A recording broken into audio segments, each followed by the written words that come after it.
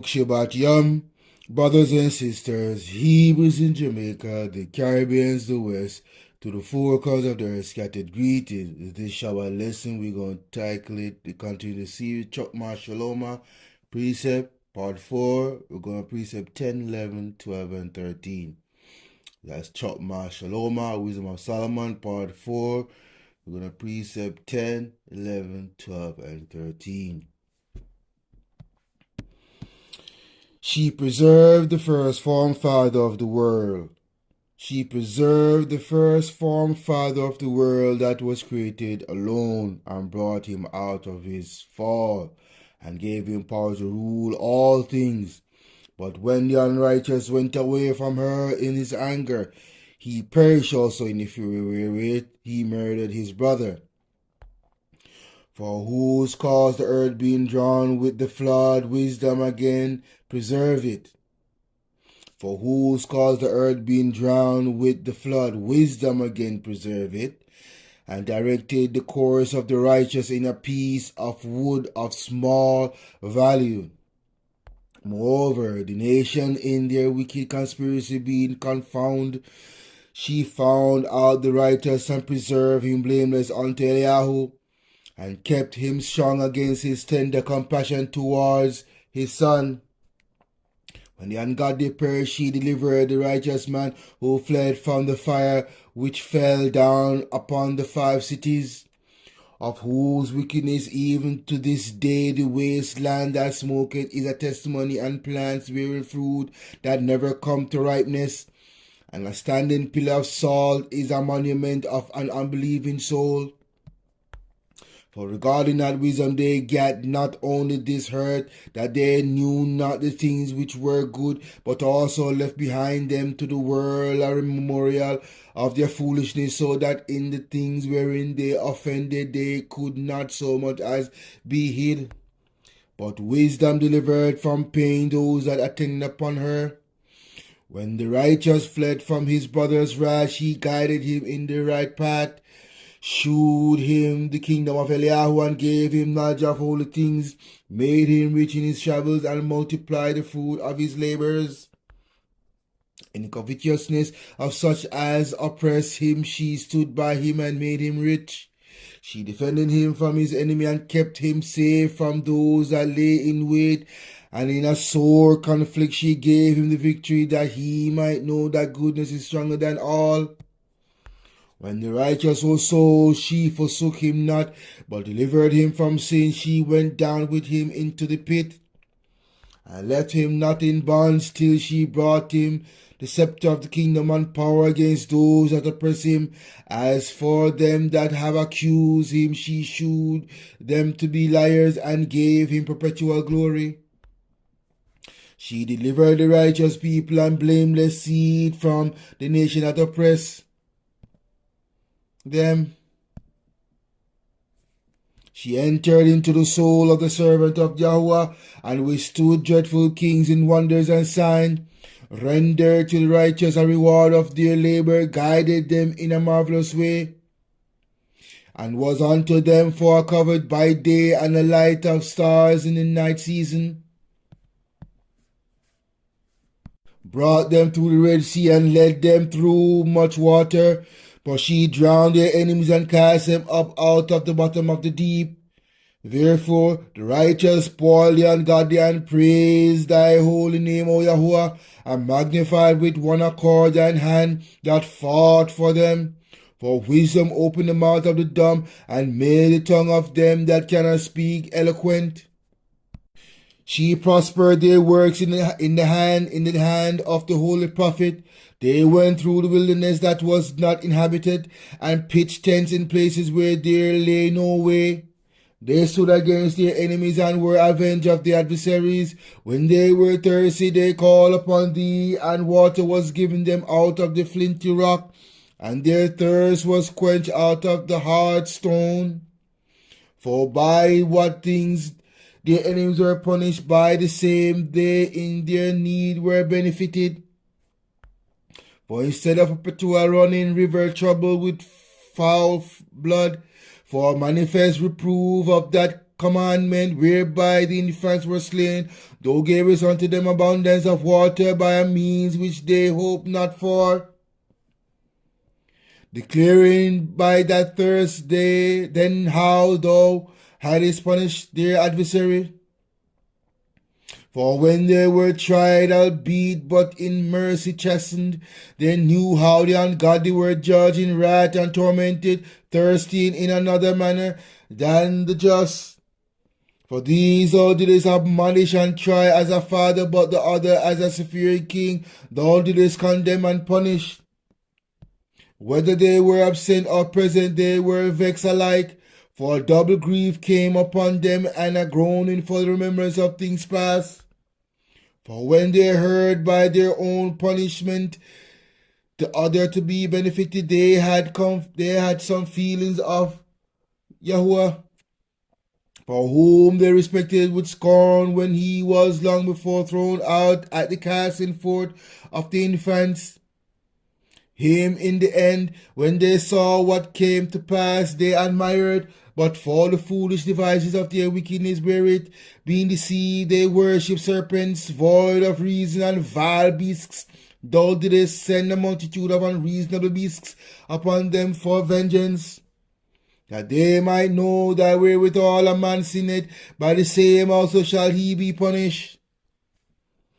For thy almighty hand that made the world of the matter without form wanted not means to send among them a multitude of bears or fierce lions, or unknown wild beasts full of rage, newly created, breathing out either a fiery vapor or filthy scents of scattered smoke, or shooting horrible or sparkles out of their eyes, whereof not the harm might dispatch them at once, but also the terrible sight utterly destroy them.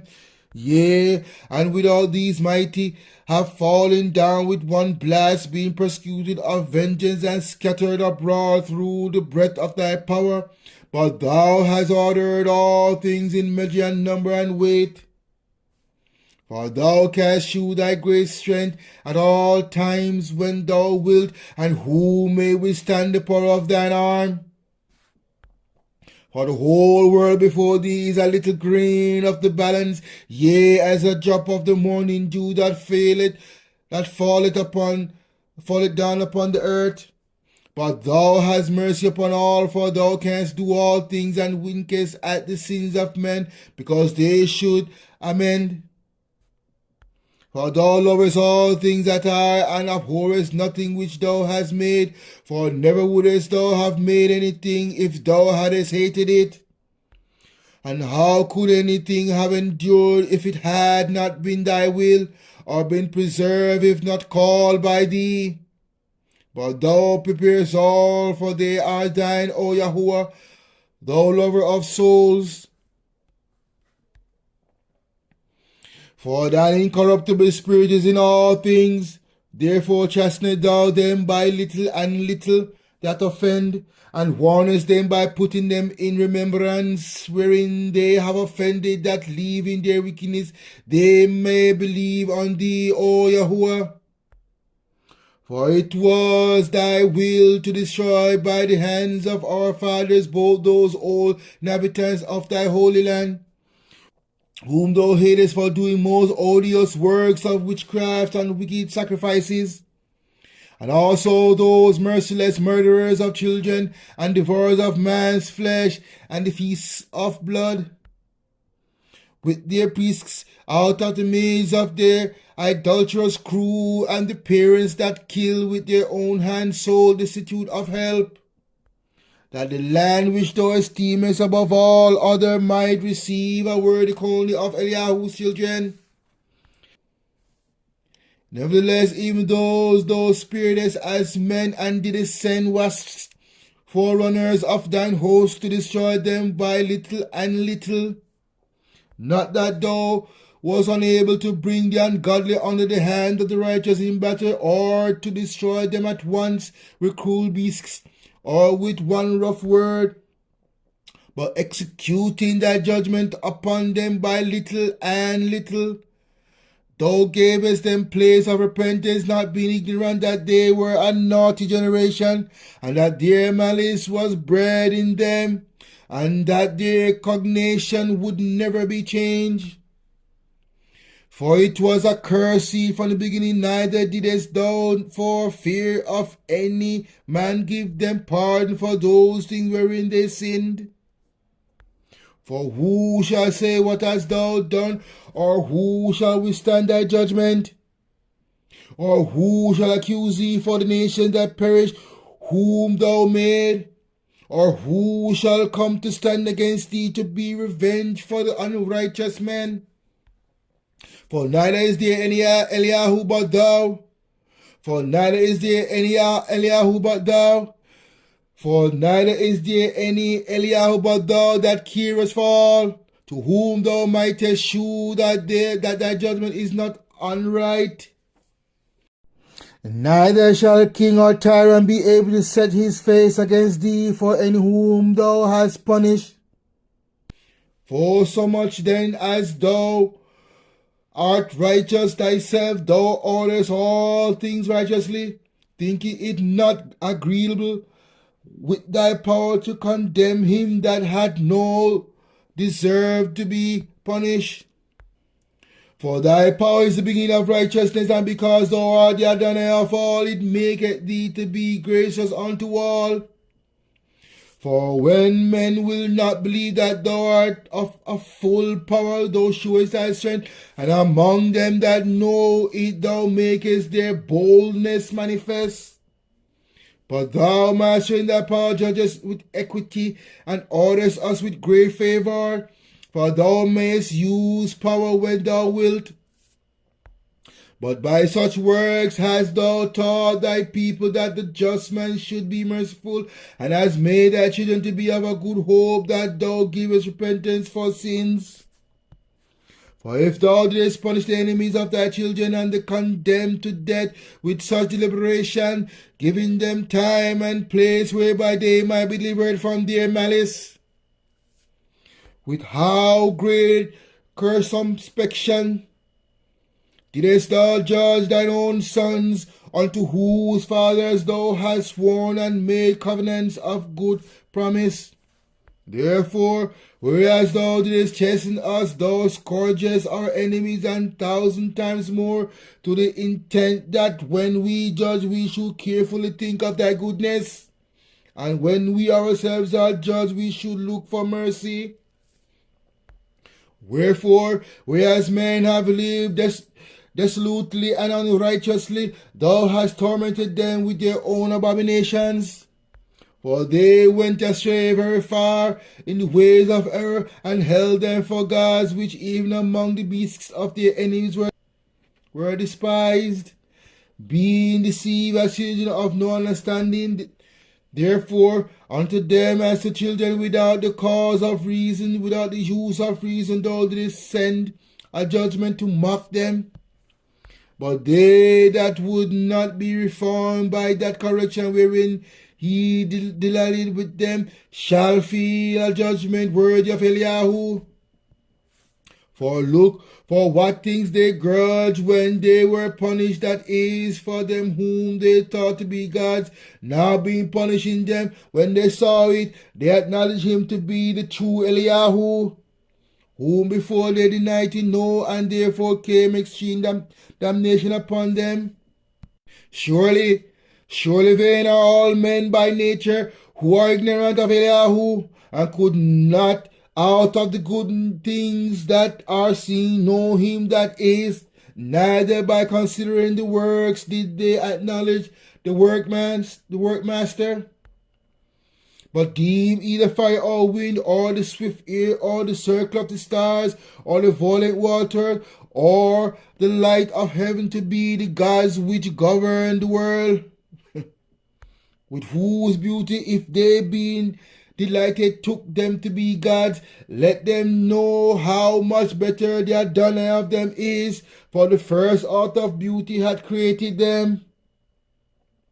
But if they were astonished at their power and virtue, let them understand by them how much mightier he is that made them. But if they were astonished at their power and virtue, let them understand by them how much mightier he is that made them. For by the greatness and beauty of the creatures, proportionally the make of them is seen.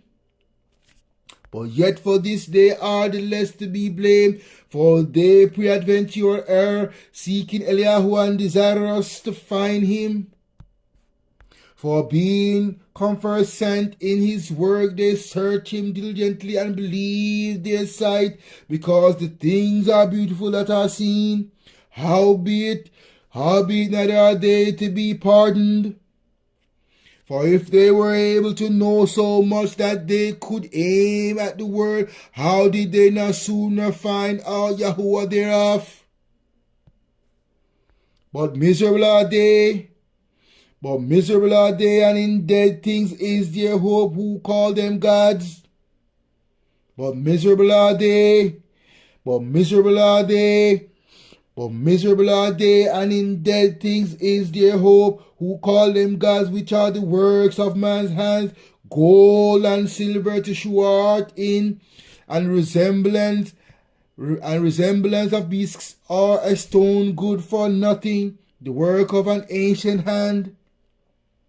Nor carpenter that falleth timber after he had sawn down a tree met for the purpose, and taken off all the bark skillfully round about, and hath wrought it handsomely, and made a vessel thereof, fit for the service of man's life.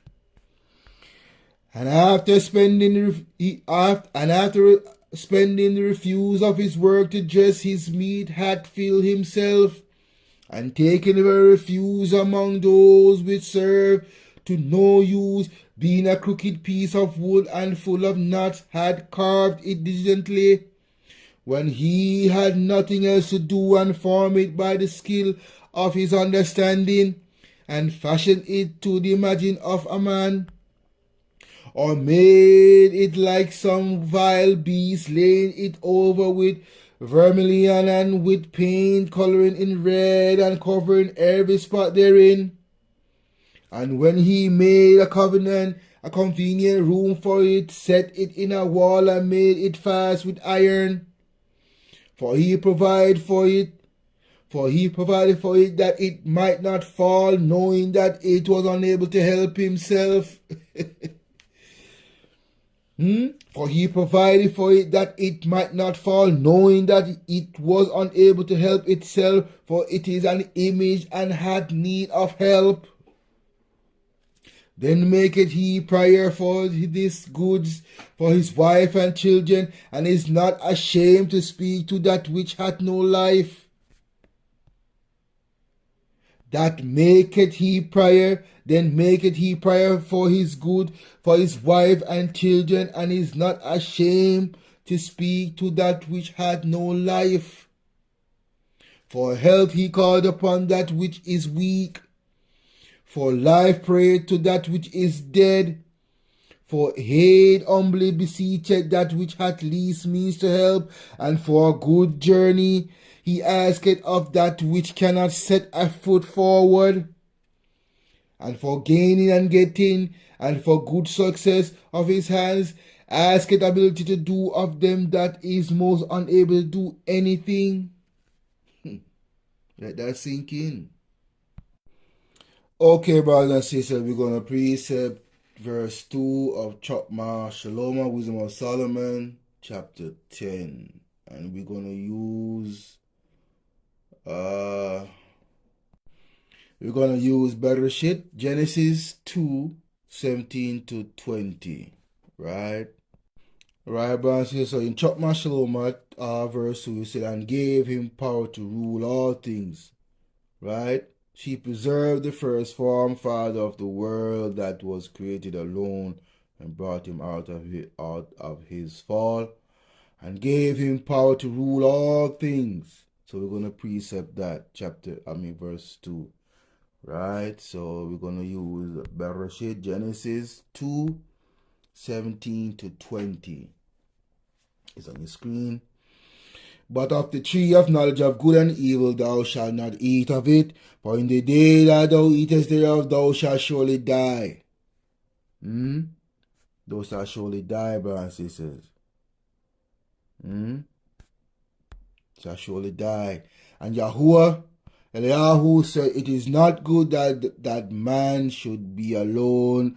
I will give him an help meet for him. And out of the ground Eliyahu formed every beast of the field and every fowl of the air, and brought them unto Adamah to see what he would call them. And whatsoever Adamah called every living creature, that was the name thereof. And Adamah gave names to all cattle, and to the fowl of the air, and to every beast of the field. But for Adamah there was not found a help meet. So you see in verse 2 of Chokmah Shalomah, what power was given? To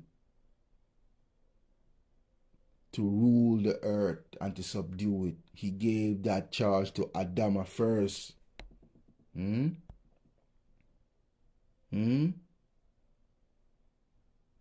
That was who Chokmah Shalomah was talking about. And to extend to mankind. You understand?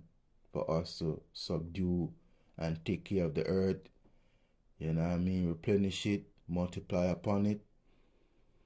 But we move far from that. We now destroying the earth. The earth is mourning because of the wickedness of Esau and his mingled wicked seed and his hatred towards Yahuwah's seed. Alright, brothers and sisters, so we just precept that. So we know who and gave him power to rule all things. So we know who is him. That's Chokmah Shalomah is talking about. It's Adamah. When the Most High created Adamah, right, and ordered all the animals and creatures to come to Adamah, he named them, gave them their name, and he also gave Hawa her name. You see, brothers and sisters, that's the power the Most High placed in Adamah's hand to rule all things. So we know that. So we move on to verse 5 of Chokmah Shalomah. No, verse 3 actually. Verse 3, right? Verse 3 says, but when the unrighteous went away from her, in his anger he perished also in the fury wherewith he murdered his brother. So we know this is talking about Cain and Abel.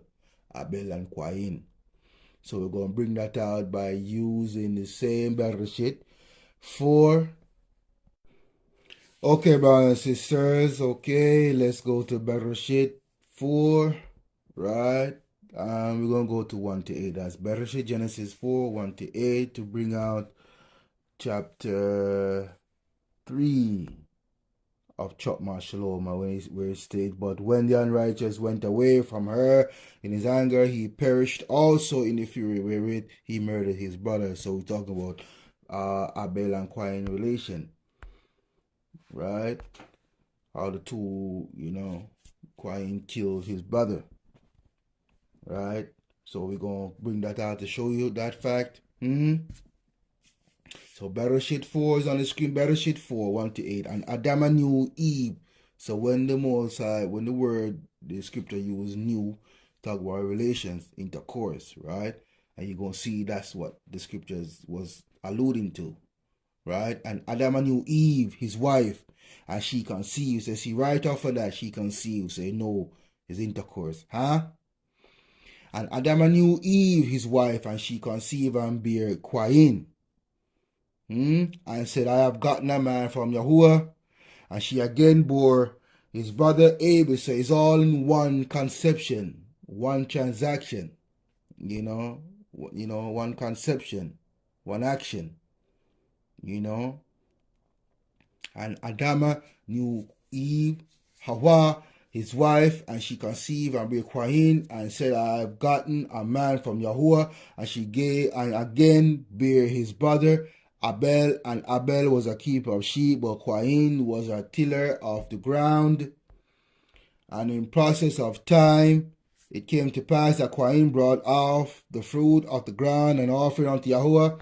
And Abel, he also brought off the firstling of his flock and of the fat thereof. And Yahuwah had respect unto Abel and to his offering, but unto Cain and to his offering he had not respect. And Cain was very wroth, and his countenance fell. And Yahuwah said unto Cain, Why art thou wroth, and why is thy countenance fallen? If thou doest well, shalt thou not be accepted? And if thou doest not well, sin lieth at the door, and unto thee shall be his desire, and thou shalt rule over him. And Cain talked with Abel his brother, and it came to pass when they were in the field that Cain rose up against Abel his brother and slew him. So you see, that's what Chokmah Shalomah is saying in verse C. But when the unrighteous went away from her in his anger, so the unrighteous is Cain, and went away from who's her, brothers and sisters. We've been talking about this all every Shabbat lesson. Who's her? Wisdom. Wisdom. And because he went away from her, what happened? He perished also in the fury wherewith he murdered his brother, because he didn't have wisdom to know that by you killing your brother, you're going to be in the line of judgment of Yahuwah. Wisdom, I tell you. Wisdom.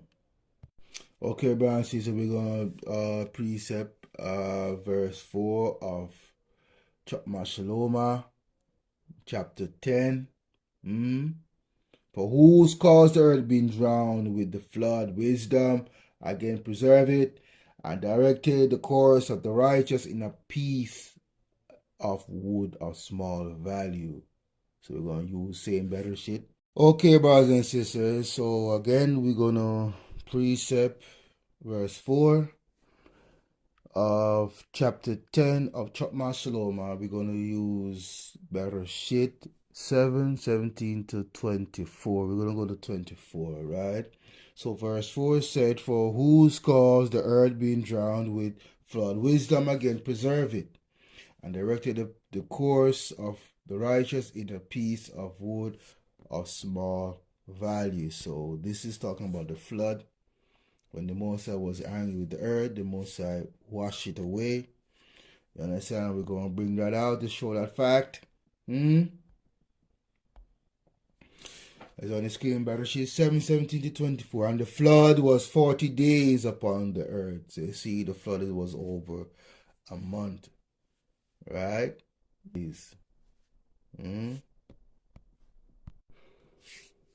And the flood was 40 days upon the earth, and the waters increased and bare up the ark, and it was lifted up above the earth, and the waters prevailed and were increased greatly upon the earth. And the ark went upon the face of the waters, and the waters prevailed exceedingly upon the earth, and all the high hills that were under the whole heaven were covered. 15 cubits upward did the waters prevail, and the mountains were covered, and all flesh died that move upon the earth, both of fowl and of cattle, and of beasts, and of every creeping thing that creepeth upon the earth, and every man, all in whose nostrils was the breath of life, of all that was in the dry land died. And every living substance was destroyed which was upon the face of the ground, both men and cattle, and the creeping things and the fowl of the heaven, and they were destroyed from the earth. And now we only remain alive, and they that were with him in the ark, and the water prevailed upon the earth 150 days. So you see that, brothers and sisters, 150 days. Okay, brothers and sisters, so 150 days, as what Bereshit was talking about, is roughly 4.932 months. That's how long the Mosai rained water on the earth, for 4.932 months. And in verse 20, when it says 15 cubits, if you look at the screen, you will see a Mack truck, right? You see a 10-wheeler, 15 cubit Mack truck. Right, brothers and sisters? And if you look at that image there, you will see how big or tall a 15 cubit is. And if that truck stand upright vertically on hind feet per se, right, you will see how tall the water was over the face of the earth. That's how powerful the Most High literally covered the whole entire earth, brothers and sisters. Huh? Alright. Okay, brothers and sisters, so we're moving on to verse 5 of Chokmah Shalomah, chapter 10. Moreover, the nations in their wicked conspiracy being confounded, she found out the righteous and preserved him blameless unto Yahweh, and kept him strong against his tender compassion towards his son. So we're going to use Bereshit, Genesis. And we're going to use chapter 11 from 1 to 9 on your screen. Right? Right, so in verse 10 of chapter, in chapter 10, in verse 5, it says, moreover, in Chokmah Shalomah, it says, moreover, the nations in their wicked conspiracy being confounded, she found out the righteous and preserved him blameless unto Yahweh, and kept him strong against his tender compassion towards his son. And let's use Bereshit 11, 1 to 9. And the whole earth was of one language. The whole earth is of one language and of one speech. And it came to pass, as they journeyed from the east, that they found a plain in the land of Shinar. And they dwelt there, and they said one to another, go to, let us make brick and burn them thoroughly. And they had brick for stone, and slime had they for mortar. And they said, go to, let us build as a city and a tower, whose top may reach unto heaven, and let us make us a name, lest we be scattered abroad upon the face of the whole earth.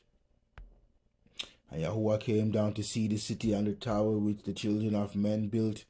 And Yahuwah said, behold, the people is one, and they have all one language, and this they began to do. And now nothing will be restrained from them which they have imagined to do. Go to, let us go down, and there confound their language, that they may not understand one another's speech. So Yahuwah scattered them abroad from thence upon the face of all the earth, and they left off to build the city. Therefore is the name of it called Babel. Because Yahuwah did there confound the language of all the earth, and from thence did Yahuwah scatter them abroad upon the face of all the earth. Babel. Babylon, that's the root word for Babylon. Babel means confusion. The word Babylon means confusion, brothers and sisters. That is why you see the confusion in the earth, because this earth system is not based in righteousness and in the commandments of the Most High Yah. This earth system, this world system, is based off man wickedness and their divisiveness, which gonna be their own downfall. Wisdom, brothers and sisters. Wisdom. Okay, brothers and sisters, verse 6 of chapter 10. Chokmah Shalomah, verse 6. When the ungodly perished, he delivered the righteous man who fled from the fire which fell down upon the 5 cities. So this is Sodom and Gomorrah. When the ungodly perish, when the ungodly perish, she delivered the righteous man. So who is she? Is wisdom, and we're going to show you that it was talking about Sodom and Gomorrah. So that is Bereshit 19, 15 to 16. And we're going to precept verse 6 of chapter 10 of Chokmah Shalomah, where it states, when the ungodly perish, she delivered the righteous man who fled from the fire which fell down upon the 5 cities. So the ungodly that perish, those are the people in Sodom and Gomorrah. Those people in Sodom and Gomorrah, the ungodly, and wisdom delivered the righteous man. So who's the righteous man? Lot. And fled from the fire, who fled from the fire which fell down upon the earth. So we're going to bring that out in Bereshit, chapter 19, 15 to 16. So on the screen. And when the morning arose, then the angel hastened Lot, saying, Arise, take thy wife and thy 2 daughters which are here, lest thou be consumed in the iniquity of the city. And while he lingered, the men laid hold upon his hand, and upon the hand of his wife, and upon the hand of his 2 daughters, Yahuwah being merciful unto him, and they brought him forth and set him without the city. Brothers and sisters, so you can see, right? Chokmah was reference to what? Lot. Okay, brothers and sisters, so we had verse 13 of chapter 10 of Shalomah. When the righteous was sold, she forsook him not, but delivered him from sin. She went down with him into the pit. So we talk about Joseph right here, but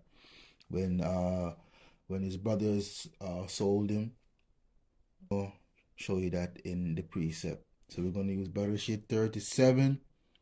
We're going to start from 31 to 35.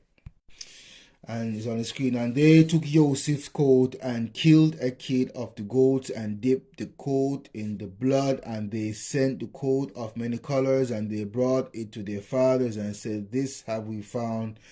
Know now whether it be thy son's coat or no. And he knew it and said, It is my son's coat, and evil beasts had devoured him. Joseph is without doubt rent in pieces.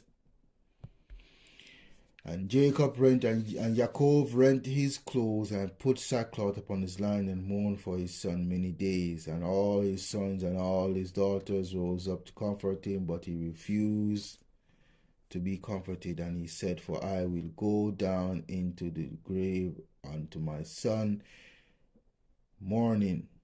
This his father wept for him. So you see, brothers and sisters, talk about Joseph.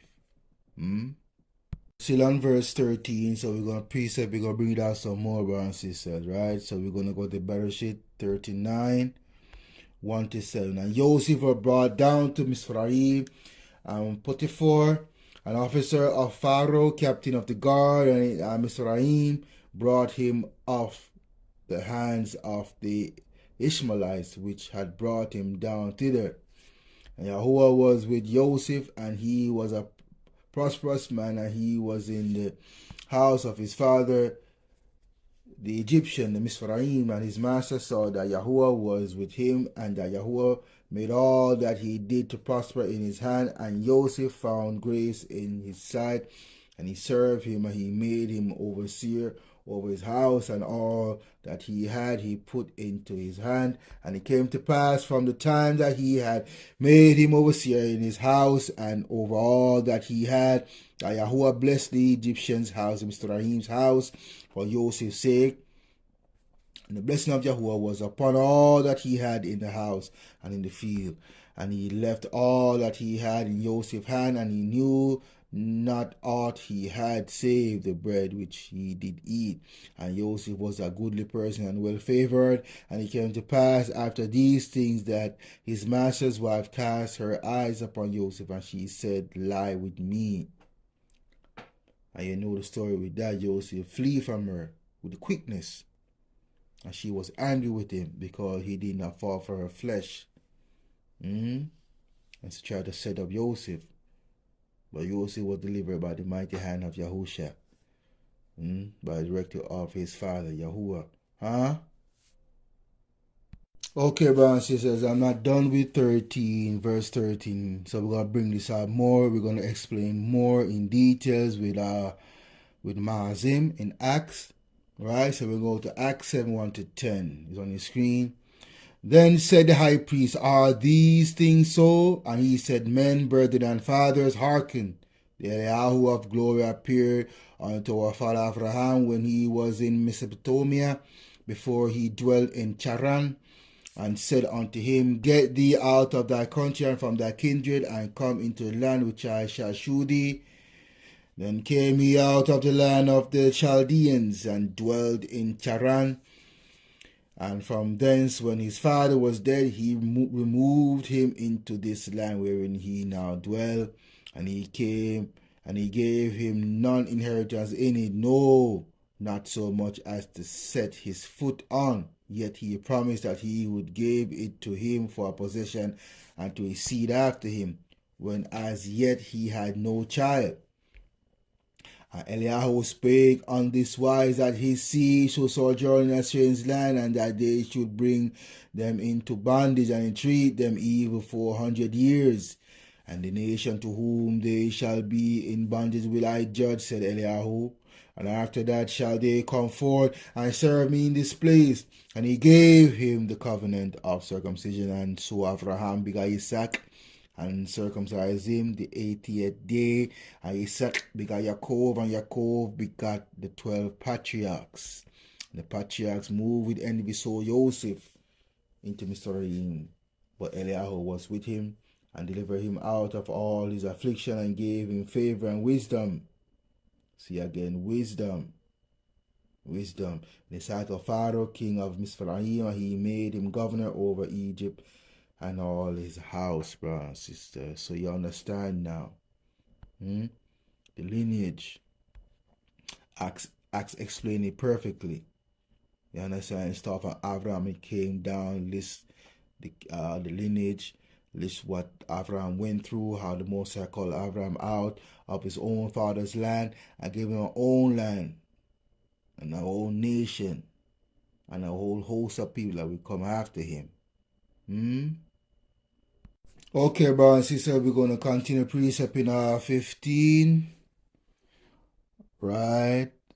We're going to precept 15 of Wisdom of Shalomah, when it states, she delivered the righteous people and blameless seed from the nation that oppressed them. So who was the seed that was delivered, brothers and sisters? Who was the people that Chokmah Shalomah is talking about? That is blameless, oppressed by other nations. So we're going to bring that out by going to Exodus Shemot 7. We're going to read the whole chapter of Shemot. Right? It's on your screen. So you can get that body context, huh? Shemot 7. We're going to explain who the people was delivered from and who was oppressed. And Yahuwah said unto Moshe, see, I have made thee a God unto Pharaoh, and Aaron thy brother shall be thy prophet. Thou shalt speak all that I command thee, and Aaron thy brother shall speak unto Pharaoh, that he send the children of Israel out of his land. And I will harden Pharaoh's heart, and multiply my signs and my wonders in the land of Mizraim. But Pharaoh shall not hearken unto you, that I may lay my hand upon Mizraim, and bring forth mine armies and my people, the children of Israel, out of the land of Mizraim by great judgments. And the Egyptians, the Mizraim, shall know that I am Yahuwah, when I stretch forth my hand upon Mizraim, and bring out the children of Israel from among them. And Moses and Aaron did as Yahuwah commanded them, so did they. And Moses was 80 years, and Aaron 83 years, when they spake unto Pharaoh. And Yahuwah spake unto Moshe and unto Aaron, saying, when Pharaoh shall speak unto you, saying, shew a miracle for you, then thou shalt say unto Aaron, take thy rod and cast it before Pharaoh, and it shall become a serpent. And Moshe and Aaron went into Pharaoh, and they did as so Yahuwah had commanded. And Aaron cast down his rod before Pharaoh, before his servants, and it became a serpent. And then Pharaoh also called the wise men and sorcerers. Now the magicians of Mizraim, they also did in like manner with their enchantments. For they cast on every man his rod, and they became serpents. But Aaron's rod swallowed up their rods. And he hardened Pharaoh's heart, that he hearkened not unto them, as Yahuwah had said. And Yahuwah said unto Moses, Pharaoh's heart is hardened. He refused to let the people go. Get thee unto Pharaoh in the morning. Lo, he goeth out unto the waters. And thou shalt stand by the river's brink against he come, and the rod which was turned to a serpent shalt thou take in thine hand, and thou shalt say unto him, Yahweh Eliyahu of the Hebrews, has sent me unto thee, saying, Let my people go, that they may serve me in the wilderness. And behold, hitherto thou wouldest not hear. Thus said Yahweh, in this thou shalt know that I am Yahweh. Behold, I will smite with the rod that is in mine hand upon the waters which are in the rivers, and they shall be turned to blood. And the fish that is in the river shall die, and the river shall stink, and the Mizraim shall loathe to drink of the water of the river. And Yahweh spake unto Moshe, saying unto Aaron, Take thy rod and stretch out thine hand upon the waters of Mizraim, upon the streams, upon their rivers, and upon their ponds, and upon all their pools of water, that they may become blood, and that there may be blood throughout all the land of Mizraim, both in vessels of wood and in vessels of stone. And Moshe and Aaron did so as Yahuwah commanded, and he lifted up the rod and smote the waters that were in the river, in the sight of Pharaoh, in the sight of his servants, and all the waters that were in the rivers were turned to blood. And the fish that was in the river died, and the river stank, and the Mizraim could not drink of the water of the river, and there was blood throughout all the land of Mizraim. And the magicians of Egypt did so with their enchantment, and Pharaoh's hearts were hardened, neither did he hearken unto them as Yahuwah had said. And Pharaoh turned and went into his house, neither did he set his heart to this also. And all the Mizraim dig round about the river for water to drink, for they could not drink of the water of the river. And 7 days were fulfilled after that Yahuwah had smitten the river. So you see, brothers and sisters, this is what Chokmah son was talking about, the deliverance of the people, the righteous people, and blameless seed from the nation that was oppressing them. So the righteous people was Israel, and the blameless seed was the Hebrew nation. Which is us today, who are descendants of Hebrews. And Hebrews say, that's your identity, Hebrews. Your nationality is Israel, from Jacob's name and the 12 patriarch. Okay, brothers and sisters, we still precept in verse 15 of chapter 10 of Chokmah Shalomah. And we're going to bring that out more to get, Exodus 12, Exodus 7, the full chapter explain it, who was delivered and who was oppressed and who the seed is, right? So I'm going to bring that some more. We're going to get more deep diving into the people so you could get it, because a lot of people, still won't get it, even though it's clear as day, right? So we're going to go to Shemot, right? Chapter 12, we're going to take from 38 to 42.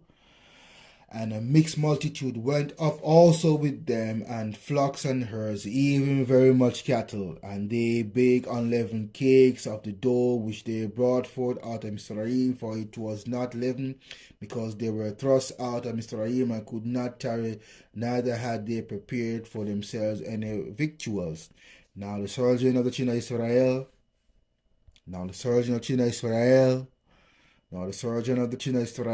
who dwelt in Mizraim, was 430 years, and it came to pass at the end of the 430 years, even the self same day, it came to pass that all the hosts of Yahuwah went out from the land of Mizraim, and it is a night to be much observed unto Yahuwah for bringing them out from the land of Mizraim. This is that night of Yahuwah to be observed for all children of Israel in their generations. So it's clear as day right here, and also in Exodus, on both Exodus, that it is talking about the children of Israel and Israel. The seed of Israel had identity, all in one, was delivered from the oppressive country which is Mizraim and the oppressive state of Mizraim. Alright, let's move on. Verse 18 of Chokmah Shalomah chapter 10. But she drowned their enemies and cast them out of the bottom of the deep. Brought them through the Red Sea and led them through much water. Right? Brought them through the Red Sea and led them through much water, but she drowned their enemies and cast them up out of the bottom of the deep. So we're going to Precept 18 with Shemot 14, 17 to 22. Right? It's on your screen. Shemot, Exodus 14, 17 to 22. So we could bring that out to see again who is to see who was brought through the Red Sea. We're going to bring that out. So Exodus, Shemot 14, 17, 22, and I behold, I will harden the hearts of the Mizraim, the Egyptians, and they shall follow them, and I will get me honor upon Pharaoh, and upon all his hosts, upon his chariots, and upon his horsemen, and the Mizraim shall know that I am Yahuwah, when I have gotten me honor upon Pharaoh, upon his chariots, and upon his horsemen. And the angel of Eliyahu, which went before the camp of Israel, removed and went behind them, and the pillar of the cloud went from before their face and stood behind them, and it came between the camp of the Mizraim and the camp of Israel, and it was a cloud and darkness to them, and it gave light by night to these, so that the one came not near the other all the night. And Moshe stretched out his hand over the sea, and Yahuwah caused the sea to go back by a strong east wind, and that night, and made the sea dry land, and the waters were divided, until Israel went into the midst of the sea upon the dry ground, and the waters were a wall unto them on their right hand and their left. So you see a couple of things happening right here. The waters were divided and stand as a wall. Remember earlier we talked about the flood, how the Most High compassed the whole earth with water, and the water stand 15 cubits high. That's the same height. You understand, when the Most High part the Red Sea and caused the water to be a standing wall. That's practically 15 feet or even higher. But 15 cubits, that's what the Most High said in his word. 15 cubits at the same height of the wall the Most High created for, when the Most High rained water, from the heavens for 4.9 months. 4.9 months. 4.932 months. Brothers and sisters. So a couple of things that happened, right? And the angel of Yahuwah is Yahusha. Go back on my videos and see who is the angel of Yahuwah, and to explain in details who is the angel of Yahuwah. Right? So let's move on. Also, too, you notice how the Most High said, and you notice also the cloud, it moves. So it come between, so both the cloud and the angel of Yahuwah working side by side, so they won't, come near each other. You see, it's a marvelous thing, man. It's a marvelous thing. You know what I mean? The Most High work is marvelous, brothers and sisters. It's a sight to behold. Still Precept in 18. So we're going to go to Tehillim, Psalm 78, 7 to 13. Okay, brothers, on your screen, Psalm 78, right? 7 to 13. We see Precept in Chokmah Shalomah chapter 10, verse 18, right? That they might set their hope in Eliyahu and not forget the works of Eliyahu, but keep his commandments. Keep his commandments. and might not be as their fathers, a stubborn and rebellious generation, a generation that set not their heart aright, and whose spirit was not set fast with Eliyahu. The children of Ephraim, being armed and carrying bows, turned back in the day of battle. They kept not the covenant of Eliyahu, and refused to walk in his law. I forget his works and his wonders that he had shewed them. Marvelous thing did he in the sight of their fathers, in the land of Ephraim, in the field of Zoan. He divided the sea and caused them to pass through, and he made the water stand as a heap. So you see, that will come and confirm what Moses wrote. Many, many years earlier. So you get confirmation, brothers and sisters. We're talking about and dealing with Israel, ethnic Israel. The scriptures is all about us, brothers and sisters, and our salvation. The wicked is going to fall. Edom is going to fall, brothers and sisters. So before they fall, there's going to be a battle, a clawing, a frailing, a wailing. You know what I mean? Before the final downfall of the world system. Because all this is happening because of on the behalf of us, whether we are scattered in and among the Gentiles and Esau. It's because of us, the righteous who are praying day and night in Israel, who keeping the commandments. You understand? Praying day and night for deliverance from the hands of the wicked. And we are forced to be among them because of our own disobedience.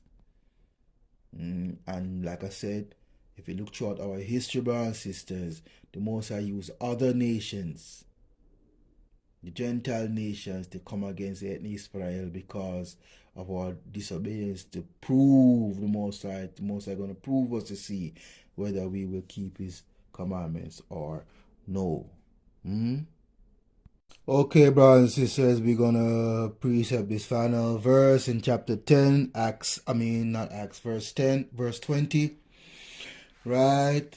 Therefore the righteous spoil the ungodly, and praise thy holy name, O Yahuwah, and magnify with one accord thine hand that fought for them. So we're gonna bring that out with Exodus Shemot 15. Right, Exodus 15, we're going to take it from 10 to 17. Thou didst blow with thy wind, the sea covered them. They sank as lead in the mighty waters. Who is like unto thee, O Yahuwah, among the gods? And who is like unto thee, glorious in holiness, fearful in praises, doing wonders? Thou stretchest out thine right hand, the earth swallowed them. Thou in thy mercy hast led forth the people which thou hast redeemed. Thou hast guided them in thine strength unto the whole habitation. The people shall hear and be afraid. Sorrow shall take hold on the inhabitants of Palestine. And then the dukes of Edom shall be amazed. The mighty men of Moab trembling shall take hold upon them. All the inhabitants of Canaan shall melt away. Fear and dread shall fall upon them. By the greatness of thine arm they shall be as still as a stone, till thy people pass over, O Yahuwah, till the people pass over which thou hast purchased. Thou shalt bring them in and plant them in the mountain of thine inheritance, in the place, O Yahuwah, which thou hast made for thee to dwell in the sanctuary, O Yahuwah, which thy hands have established. Praise to the Most High. Give praises to the Most High on the Shabbat and every day. That's wisdom, I tell you. Wisdom, brothers and sisters. We conclude chapter 10, precept. We're going to go into chapter 11. And we're going to start at verse 2. We're going to use Shemot again. 16, 1 to 7. So verse 2 in Chokmah Shalomah chapter 11 says, they went through the wilderness that was not inhabited, and pitched tents in places where there lay no way. So it's all about in Israel. The whole scripture is also talking about us and our salvation, deliverance from the wicked and their judgment, those who carry out and and further the affliction upon us, they too will get judged by the hand of the Most High. So we will go to Shemot 16, 1-7. It's on the screen, Shemot Exodus 16, 1-7. And they took their journey from Elim, and all the congregation of the children of Israel came unto the wilderness of Sin, which is between Elim and Sinai, on the 15th day of the second month. So we're looking at May, the 15th day, because the first month on the Hebrew calendar is April, which is spring, Nisan. And they took their journey from Elim, and all the congregation of children of Israel came unto the wilderness of Sin, which is between Elim and Sinai, on the 15th day of the second month after their departing out of the land of Israel. And the whole congregation of children of Israel murmured against Moshe and Aaron in the wilderness. And the children of Israel said unto them, would to Eliyahu we had died by the hand of Yahuwah in the land of Israel, when we sat by the flesh pots, and when we did eat bread to the full, for he hath brought us forth into this wilderness to kill this whole assembly with hunger.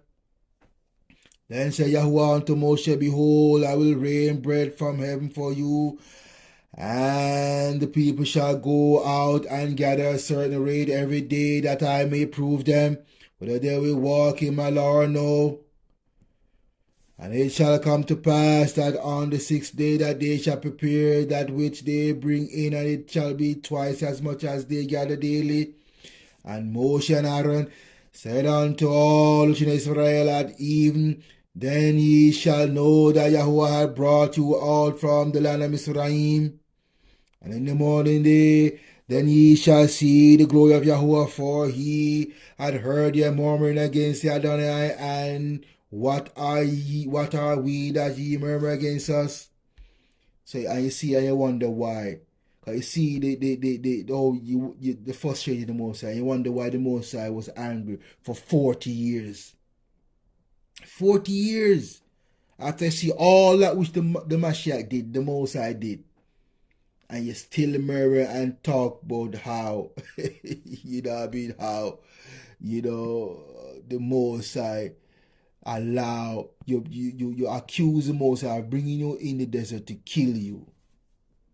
Huh? I tell you, my people, man, I tell you, man, that's why the Most High going to destroy the rebellious against us, amongst us. You see, because of the very stiff-necked ways continually. Because so we're going to bring that out some more, brothers and sisters. We're going to bring that verse to us some more with Shemot 17, 5-11.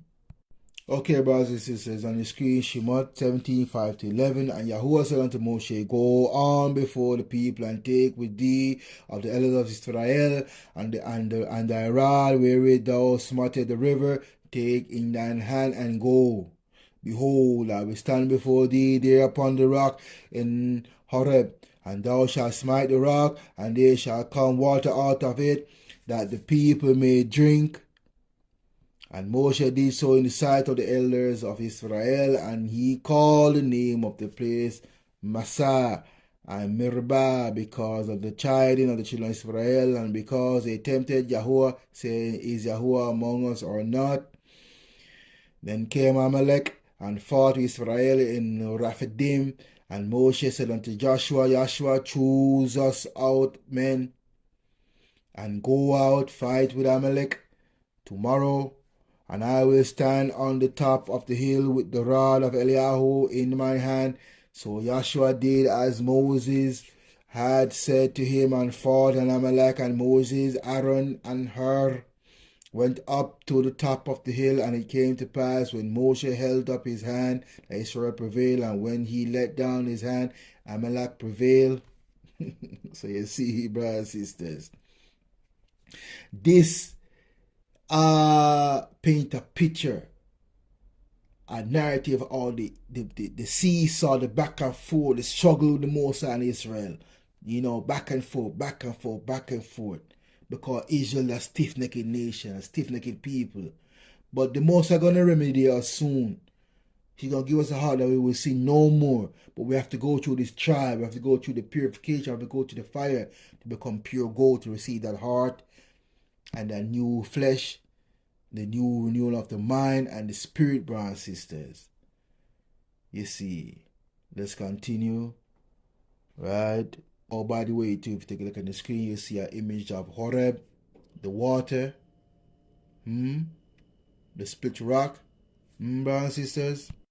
So on your screen, you will see the split rock of Horeb, right? The split of Horeb, the split rock of Horeb, and right next to it is the map and location of Horeb, and all this is, around Saudi Arabia, the wilderness of Sinai, Mount Sinai, location of Saudi Arabia. You can see Mount Horeb, and you can see the biblical route of the Exodus. You see, brothers and sisters. So you see everything makes sense? Brothers and sisters? So we finished Precept in chapter 11. So we're going to go to chapter 12, right? And we're going to precept verse 8 of chapter 12. Verse 8 of chapter 12. Nevertheless, even those thou spiritest as men, nevertheless, even those thou spiritest as men, and didst send wasps, forerunners of thine host, to destroy them by little and little. So we're going to use Shema 33, 1-2 to bring that out. Okay, brothers and sisters, so take a look at the screen. We're going to take it from Shemot, Exodus 30, 1-2. And Yahuwah said unto Moshe, depart and go up hence, thou and the people which thou hast brought up out of the land of Mizraim unto the land which I swear unto Abraham, to Isaac, and to Jacob, saying, unto thy seed will I give it, and I will send an angel before thee, and I will drive out the Canaanites, the Amorites, and the Hittite, and the Perizzite, and the Hivite, and the Jebusite. So you see, the Most High is before us. So the Most High went before the children of Israel to destroy these nations. He sent wasps. Those who live on the islands in the Caribbean, they know what wasp is. Even some of our people here in the Americas, in the countryside, they probably encounter wasps. Those insects they're not nice, man. Especially when they come up especially when they build hives, and you go against their hives, they come close to their hives, and they swarm you. When they begin to bite you, man, it's not a joke, man. Some serious work. Yeah. All right, let's continue. We're going to continue with precept in verse 8 of chapter 12 to bring it out some more. So Deuteronomy, Ephraim 2:19-22. Ephraim 2:19-22. And when thou comest nigh over against the children of Ammon, distress them not, nor meddle with them, for I will not give thee of the land of the children of the Ammon any possession, because I have given it unto the children of Lot for a possession. That also was accounted a land of giants. Giants dwell therein in old times, and the Ammonites called them Zamzummim. And Ammonites called them Zamzummim. A people great and many and tall as the Anakims, but Yahuwah destroyed them before them, and they succeeded them and dwelt in their stead, as he did to the children of Esau, which dwell in Seir, when he destroyed the Horims from before them, and they succeeded them and dwelt in their stead even until this day. So you see, brothers and sisters, you see, Most High went before us and destroyed our enemies, little and little. The Most High, go in stages. Sometimes the Most High do it in one sweep, like the flood, And then sometimes the Most High do it in section increments, take his time. You know what I mean? And people don't realize within that measured judgment, serious measured judgment, destructive measurement and judgment, there's still mercy. So the Most High will move and see if the people acknowledge and turn from the wicked ways. And if they don't turn from the wicked ways, he moves again. And within that movement, if you don't have wisdom and to realize that, okay, I have an opportunity to have acts of mercy and grace and forgiveness and turn from wicked ways, people will ignore that because they see that the Most High held back, not knowing that the Most High is holding back to further again the judgment until the wicked be destroyed. Hallelujah. Right? Verse 11 of chapter 12 of Chokmah Shalomah. For it was a cursed seed from the beginning, neither didst thou, for fear of any man, give them pardon to those things wherein they sin. So who was the cursed seed from the beginning? We're going to bring that out with Bereshit 9:10-25. That's Genesis 9:10-25. It's on the screen. Genesis, Bereshit 9:10-25. And with every living creature that is with you, of the fowl, of the cattle, and of every beast of the field within you, from all that go out of the ark to every beast of the earth, I will establish my covenant with you. Neither shall all fish be cut off any more by the waters of a flood, neither shall there any more be a flood to destroy the earth. And Eliyahu said, this is the token of the covenant which I made between me and you and every living creature that is with you for perpetual generations.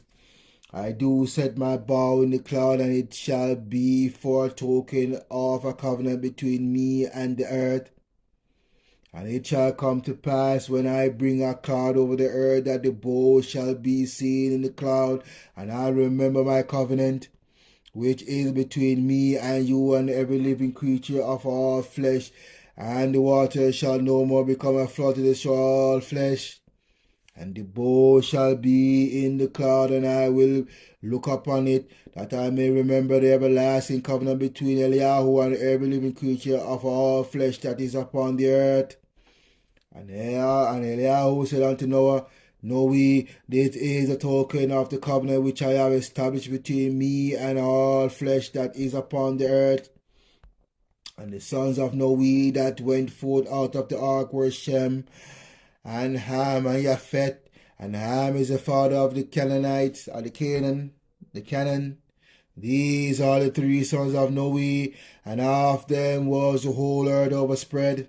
And Noah began to be an husbandman, and he planted a vineyard, and he drank of the wine and was drunk, and was uncovered within his tent. And Ham, the father of Canaan, saw the nakedness of his father, and told his two brethren without. And Shem and Japheth took a garment and laid it upon both their shoulders, and went backward and covered the nakedness of their fathers, and their faces were backward, and they saw not their father's nakedness. And Noah awoke from his wine, and knew what his younger son had done unto him. And he said, cursed be Canaan, a servant of servants shall he be unto his brethren. So this is the seed that was cursed from the beginning. The seed of Canaan, the Canaanites. And that same line came with giants also. That's what the Mashiach said, brothers and sisters. In verse 11, it said, for it was a cursed seed from the what? The beginning. And Genesis is what? Bereshit, the beginning. Okay, brothers, let's move on. I tell you, let's move on. We're going to go to chapter, verse 12. We're going to use Romans 9:15-20. So in Wisdom of Shalomah, Chokmah Shalomah, verse 12, chapter 12. It says, for who shall say, what hast thou done? Or who shall withstand thy judgment? Or who shall accuse thee? For the nations that perish whom thou made, or who shall come to stand against thee to be a revenge for the unrighteous men. We're going to use Romans 9:15-20 to bring that out. Verses is on the screen, Romans 9:15. Romans 9:15-20. Romans 9:15-20. For he said to Moshe, I will have mercy on whom will have mercy. For he said to Moses, I will have mercy on whom I will have mercy, and I will have compassion on whom I have compassion. For he said to Moshe, I will have mercy on whom I will have mercy, and I will have compassion on whom I will have compassion. So then it is not of him that willeth, nor of him that runneth, but of Eliyahu that sheweth mercy. For the scripture said unto Pharaoh, even for this same purpose have I raised thee up, that I might shew my power in thee, and that my name might be declared throughout all the earth. Therefore had he mercy on whom he will have mercy, and whom he will he hardened. Thou wilt say then unto me, why doeth he yet find fault? For who hath resisted his will? Nay, but, O man, who art thou that repliest against Eliyahu? Shall the things formed say to him that formed, why thou hast made thus? I tell you, the Most High, I have a sense of humor, you know. You see, the Most High put up, anytime you see people in power like the president and the king and stuff like that, the Most High put them there for his name to be glorified in all the earth. He put them there for a judgment, brothers and sisters. He put them there for a judgment. You see, the Most High have a sense of humor. All the other false gods, your religion has given you, and they claim that this God before my God, my Eliyahu, Yahuwah.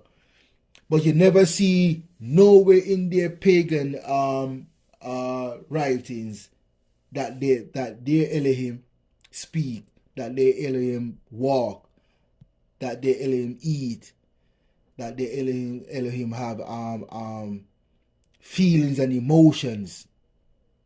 You know, to show that he's a living thing, a living organism, a living being.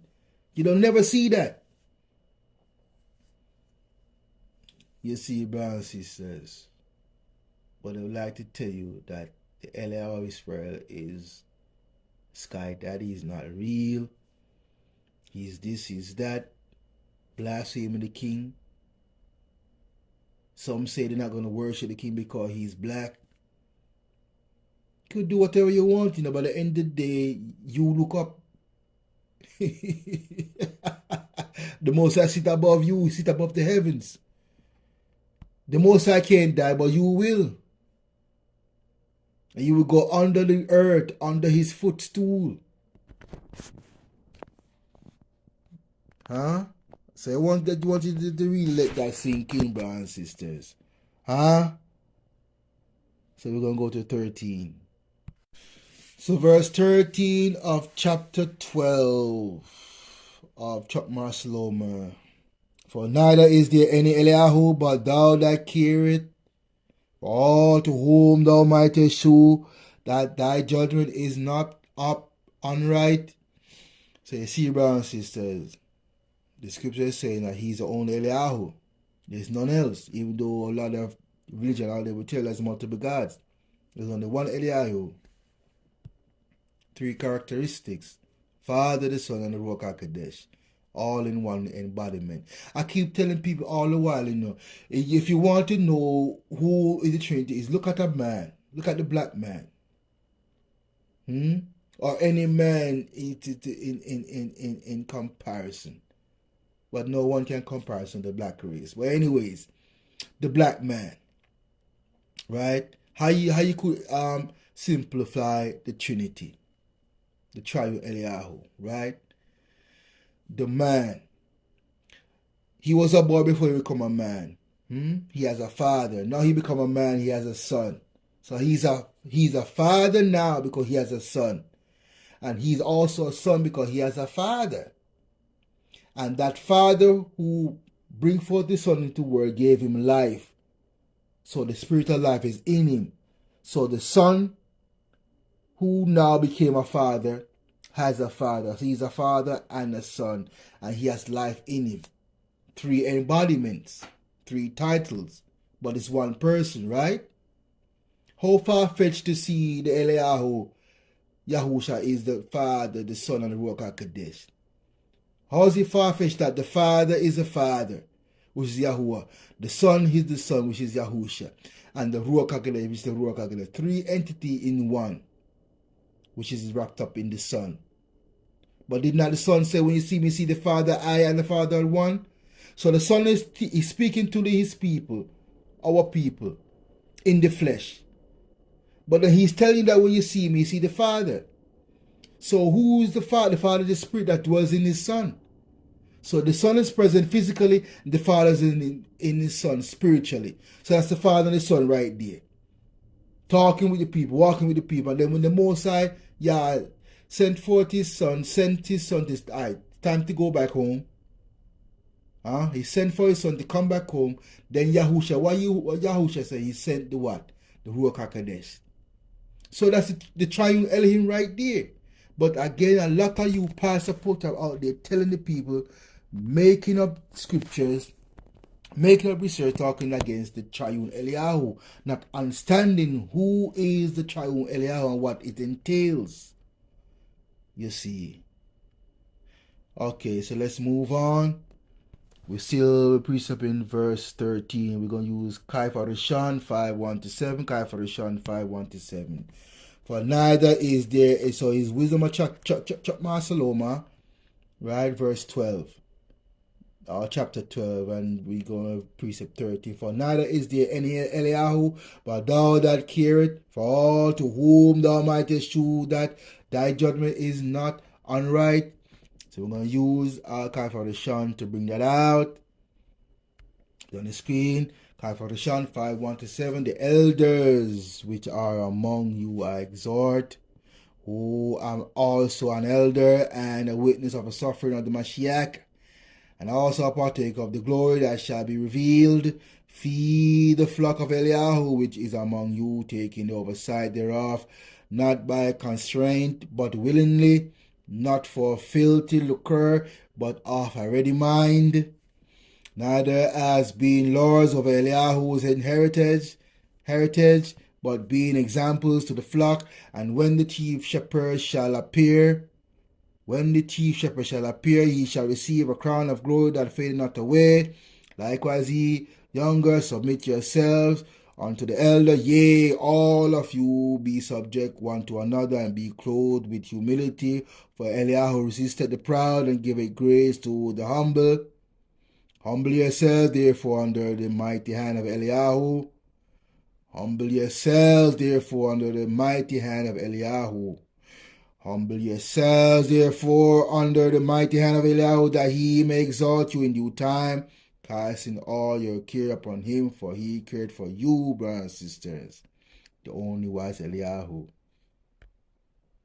The only wise Eliyahu, Mashiach, Yahusha. Bless his Father Yahuwah, who is a spirit, and they that worship him must do what? Worship him in spirit and in truth, brothers and sisters. Okay, brothers and sisters, we're going to precept 15 of Chokmah Shalomah chapter 12. And for so much then as thou art righteous thyself, thou orderest all things righteously, thinking it not agreeable with thy power to condemn him that hath not deserved to be punished. So we're going to use Job 10:1-2 to bring that out. And Job 10:1-2 said, My soul is weary of my life. I will leave my complaint upon myself. I will speak in the bitterness of my soul. I will say unto Eliyahu, do not condemn me. Shew me wherefore thou contendest with me.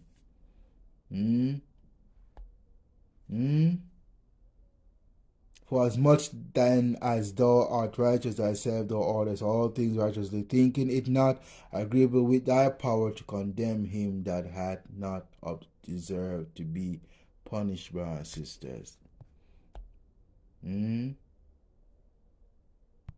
So here in Job is asking the Most High not to condemn him, but show him wherefore thou contented with him. So Job is saying, show me where did I go wrong with you. I will say unto Eliyahu, do not condemn me, show me wherefore thou contendest with me. So Job is asking the Most High to show me my wrongdoings in order that I may change. For thy power, for so much then as thou art righteous thyself, thou orderest all things righteously. So in Wisdom Chokmah Shalomah verse 15, it's talking about the righteousness of thyself, thou orderest all things righteously. So the Most High is the one that order all things righteously. Think it not agreeable with thy power to condemn him that do not deserve to be punished. And then see right here in Job bring it out. He said, my soul is weary of my life, and I will leave my complaint upon myself. So he's blaming himself and no other one, because Job acknowledged his sinful ways. Oh, if my people acknowledge their sinful way and ask the Most High to show them where thou contendest with them to change. It's sad that my people will not do it, but they will sit there and will listen to the commandments of the wicked one of this earth and indulge in the pleasures thereof. Alright, so we'll finish chapter 12. We're going to go on to 13. Okay, we are chapter 13 of Wisdom of Shalomah, Chokmah Shalomah, and we're going to precept verse 2. But deem either fire or wind, or the swift air, or the circle of the stars, or the boiling water, or the lights of heaven to be the gods which govern the world. People take the Most High creations and turn into idol of worship. When the pagan Christmas holiday come round, you understand, they take the evergreen tree and put lights on it, fasten it with wood and stone and gold and lights and worship it. They worship the moon. Islam, Muslim, they got the Christian moon, that's their God. Allah, moon God. The Christian have their cross. The Hindu have their Vishnu with his multiple hands, or her multiple hands. Like she got like 50 hands. I don't understand. Never understood that. Never understood that. And with the snake tongue coming out their head. All the many idols that the wicked one has given our people, and we love to have it so. Idols of wood and stone that cannot speak, cannot eat, cannot think, cannot breathe, cannot do nothing. Dumb idol you worship in the same way as you are dumb, sottish people. My father taught me that word. Sottish means stupid. Okay, Romans 1, 1-9. Screen Romans 1-9 is on your screen. Paulus, a servant of Yahushua Mashiach, called to be an apostle, a Shaliah, separated unto the Bezorah of Eliyahu, which he had promised afore by his prophets in the Holy Scriptures, concerning his son Yahushua Mashiach, or Adonai, which was made of the seed of David according to the flesh, and declared to be the son of Eliyahu with power according to the spirit of holiness by the resurrection from the dead, by whom we have received grace and apostleship for obedience to the faith among all nations, for his name, among whom are ye also called of Yahushua Mashiach, among whom are ye also the call of Yahushua Mashiach, to all that be in Rome, beloved of Eliyahu, called to be saints, grace to you and peace from Eliyahu our Father, and the Adonai Yahushua Mashiach. First, I thank my Eliyahu through Yahushua Mashiach for you all, that your faith is spoken of throughout the whole world. For Eliyahu is my witness, whom I serve with my spirit in the disorder of his Son, that without ceasing I make mention of you always in my prayers. Okay, I'm not done with verse 2 branches. We're going to go to Daphrahim 4:19 to bring that out some more. It's on the screen, Daphrahim 4:19. And lest thou lift up thine eyes unto heaven, and when thou seest the sun and the moon and the stars, even all the hosts of heaven, shouldest be driven to worship them and serve them, which Yahuwah had divided unto all nations under the whole heavens. So you see, brothers and sisters. Okay, brothers and sisters, we're going to take it a bit further, right? Instead of 4:19, we're going to start from chapter 10, and we're going to go all the way to 25. Yeah, go all the way to 25 so you get that body context. So, again, repeat of chapter 2, but deem either fire or wind, or the swift air, or circle of stars, or the boiling water, or the lights of heaven to be the gods which govern the world. So people take these, the Most High creation, as the gods of the world that govern the world. So the Most High is going to instruct Israel about this particular thing, because the other nations was doing the same thing, and Israel was about to go do the same thing and most I wanted beforehand, and they still went and go and do what they do.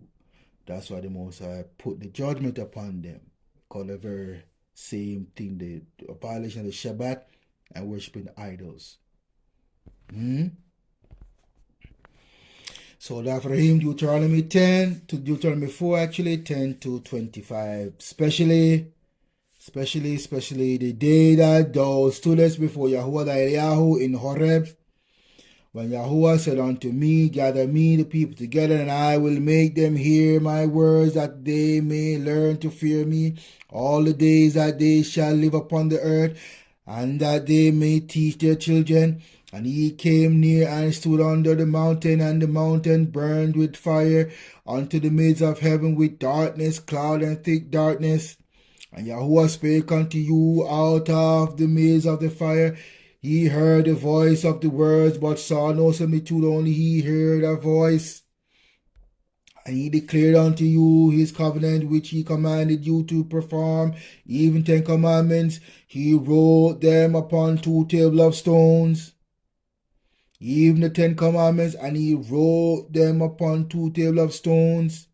And Yahuwah commanded me all that time to teach you statutes and judgment, that ye might do them in the land whither ye go over to possess it.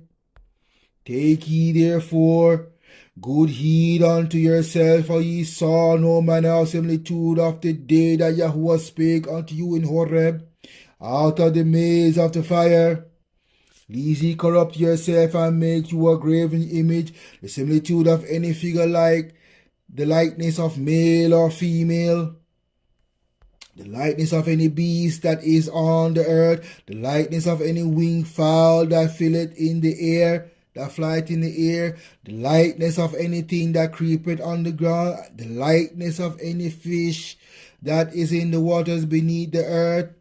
And lest thou lift up thine eyes unto heaven, and when thou seest the sun and the moon and the stars, even all the hosts of heaven, shouldest thou be driven to worship them and serve them, which Yahuwah thy Eliyahu had divided unto all nations under the whole heaven.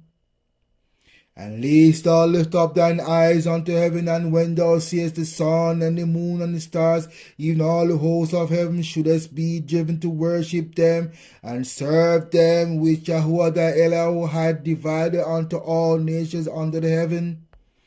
But Eliyahu had taken you and brought you forth out of the iron furnace, even out of Mizraim, to be unto him a people of inheritance, as ye are this day.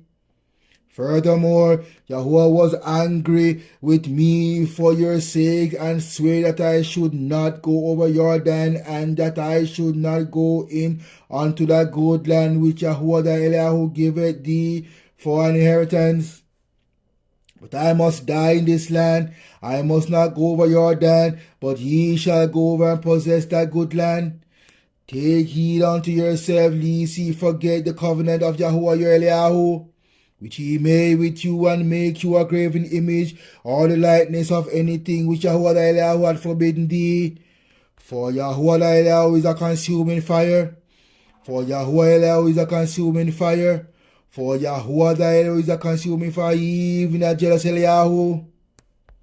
When thou shalt beget children and children, and ye shall have remained long in the land, and shall corrupt yourselves, and make a graven image, or the likeness of anything, and shall do evil in the sight of Yahuwah thy Eliyahu, to provoke him to anger. So you see, the Most High proclaim before they even do it that they was going to do it. That's how they continue judging a tug of war between Yahuwah and his people. But soon that tug of war is going to end soon. But these have to be fulfilled, brothers and sisters. These words have to be fulfilled because our people are stiff-necked. And the rebellious among us must be rooted out. They have to go, brothers and sisters. Because there's a cancer among us in Israel, whether we are scattered. That cancer is called rebellion and transgression of Yahuwah's laws, commandments, and statutes. You understand? They believe the laws of man. They believe in the laws of man. They follow the laws of man to the T. But when come to the Most High, Yahuwah's laws, commandments, and statutes, and moral decorum, all of a sudden, they don't have no wisdom. They have wisdom to do wickedness, but foolish to not come to the glory of the Most High. They have no knowledge of wisdom. But they have all the wisdom to do wicked, but no wisdom to do good. I'm not done, brothers and sisters. We're going to continue on Precept in verse 2. We're going to do Davrim again, 17, 1 to 3. Okay, brothers and sisters, Davrim 17, 1 to 3. Thou shalt not sacrifice unto Yahuwah thy Eliyahu any bullock or sheep wherein is blemish, or any evil favoredness, for that is an abomination unto Yahuwah thy Eliyahu. If there be found among you within any of thy gates which Yahuwah thy Eliyahu giveth thee, man or woman, that hath wrought wickedness in the sight of Yahuwah thy Eliyahu, in transgressing his covenant, and hath gone and served other gods, and worshipped them, either the sun or moon or any of the hosts of heaven which I have not commanded. So you see, brothers and sisters, the Most High never commanded you to do none of these things, yet still you have went and done it. Why did you do that? Because you see other nations doing it and think that that's right. You know, and you know, our people too, we have a short memory of all the things that the Most High had done for us. Soon after that, we forget and go back in our wicked ways, fulfilling the word of the Most High Yah every day. The heart of man is desperately wicked. Man is desperate to do wickedness, brothers and sisters, to the destruction. This is why you need a defense mechanism, an armor, the helmet that I talked about last week. Put on the helmet. What is the helmet? The word that protects your mind. The commandment that soothes your soul. Thy word is a lamp unto thy feet and a light unto thy path, brothers and sisters. Take heed. So we continue verse 7 of chapter 13. We're going to precept that.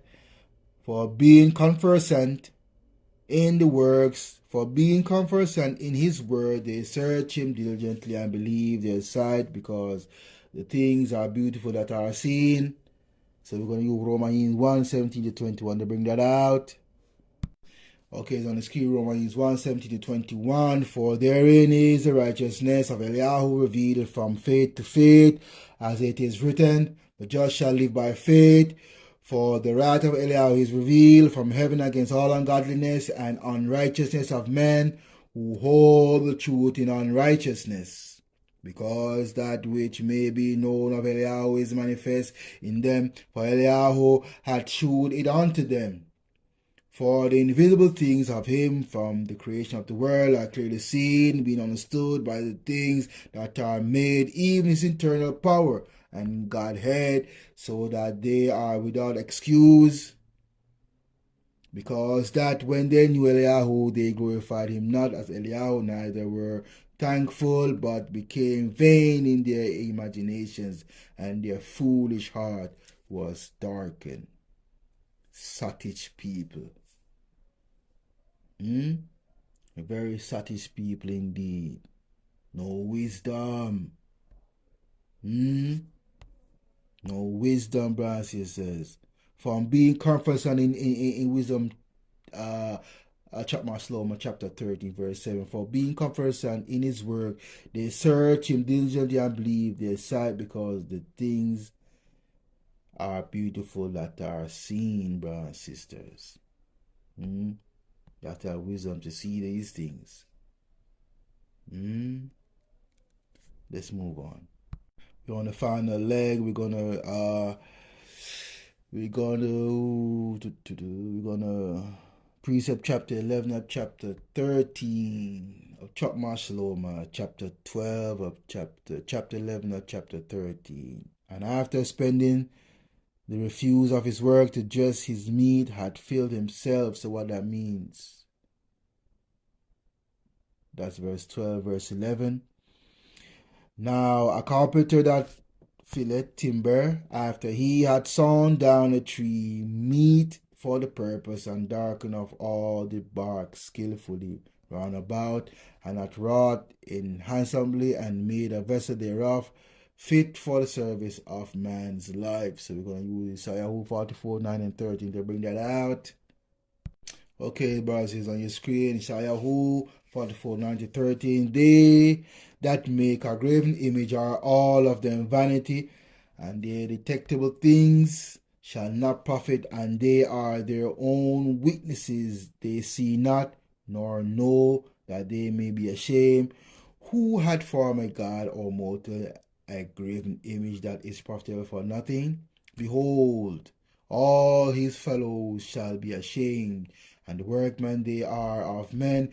Let them all be gathered together, let them stand up, yea, yet they shall fear, and they shall be ashamed together. The smith with the tongs both worketh in the coals, and fashion it with hammers, and worketh it with the strength of his arms. Yea, he is hungry, and his strength faileth. He drinketh no water, and is fainted. The carpenter stretched out his rule, he marked it out with a line, he fitted it with planes, and he maketh it out with the compass, maketh it after the figure of a man, according to the beauty of a man, that it may remain in his house. This is the image that they form for themselves.